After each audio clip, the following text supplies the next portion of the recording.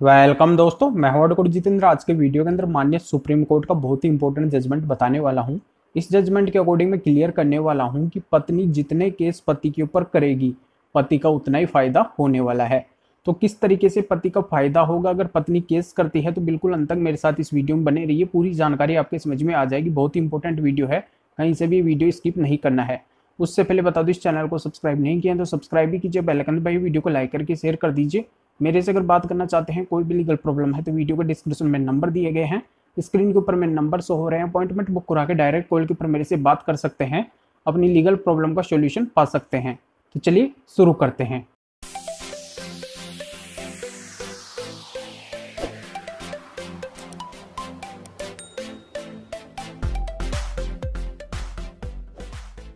तो दोस्तों, यहाँ पे मैं क्लियर कर देता हूँ कि जब कोई पत्नी बिना वजह डिस्प्यूट करके अपने मायके चली जाती है, तो वहां से वो पति के ऊपर विभिन्न प्रकार के फाल्स एलिगेशन लगाते हुए जानबूझ के विभिन्न प्रकार के फाल्स केस पति का नुकसान कारित करने के लिए फाइल करवा देती है।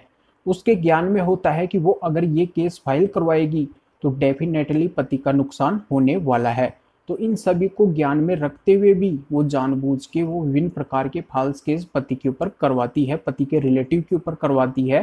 जैसे 498 डीवी मेंटेनेंस और साथ में अदर सेक्शन और जुड़वा देती है, जिससे पति को काफी नुकसान भुगतना पड़ता है। उसका समय और पैसा बर्बाद होता है, बिना वजह उसको दर दर की ठोकरें खानी पड़ती है।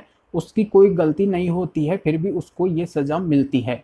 तो यहाँ पे काफी परेशान पति हो जाता है।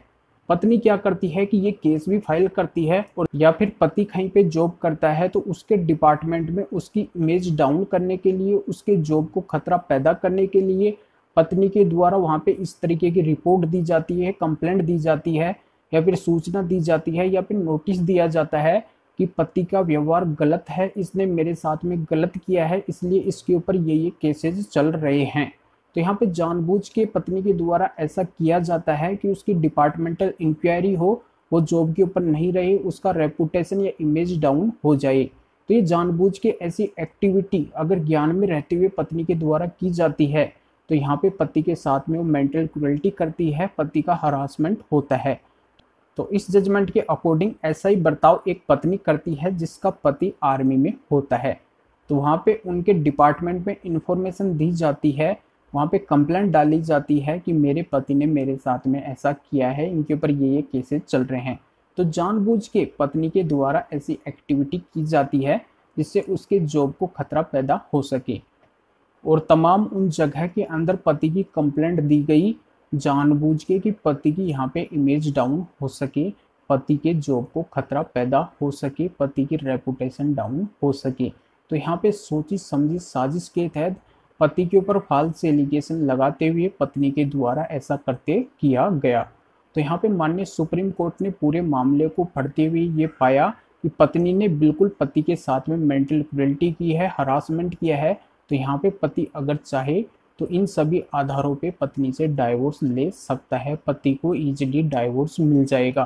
तो यहाँ पे यह बात क्लियर हो गई होगी कि अगर पत्नी के द्वारा इस तरीके का बर्ताव पति के साथ में किया जाता है, तो उस पति का बिल्कुल भी मन नहीं होता है फ्यूचर में उस पत्नी के साथ में घर बसाने का, या फिर आगे उसके साथ में लाइफ सेटल करने का। तो यहाँ पे उस पति का एक ही मकसद होता है, वो चाहता है कि मैं इस पत्नी से अब डाइवोर्स ले लूँ, अब बहुत हो चुका है। तो यहाँ पे अगर पत्नी इस तरीके का बर्ताव करती है, यहाँ पे पति के ऊपर विभिन्न प्रकार के फाल्स केस करती है, उसकी रेपुटेशन या इमेज डाउन करने की कोशिश करती है, उसके जॉब को खतरा पैदा करने की कोशिश करती है, तो ये पति के साथ में सरासर मेंटल क्रूएल्टी होती है। और पति अगर चाहे तो इनको मेंटल क्रूएल्टी का ग्राउंड बना के और सबूत दे के, एविडेंस दे के, और यहाँ पे ये साबित करके और पत्नी से डाइवोर्स ले सकता है, जिससे उसको आगे फ्यूचर में कोई प्रॉब्लम नहीं आएगी। तो यहाँ पे पत्नी जितने केस करेगी, पति का उतना फायदा होने वाला है।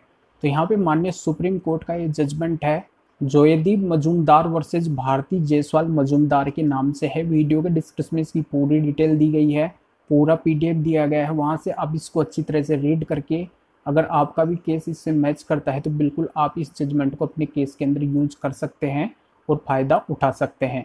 अभी भी अगर कोई जानकारी समझ में नहीं आई है तो वीडियो के डिस्क्रिप्शन में नंबर दिए गए हैं, स्क्रीन के ऊपर मेरे नंबर शो हो रहे हैं। अपॉइंटमेंट बुक करा के डायरेक्ट कॉल के ऊपर मेरे से बात कर सकते हैं, अपनी लीगल प्रॉब्लम का सोल्यूशन पा सकते हैं। तो वीडियो अच्छा लगा तो वीडियो को लाइक करके ज़्यादा से ज़्यादा शेयर कर दीजिए। फिर आगे मिलेंगे आपसे नए वीडियो नए टॉपिक के साथ में। आप सभी का बहुत बहुत धन्यवाद।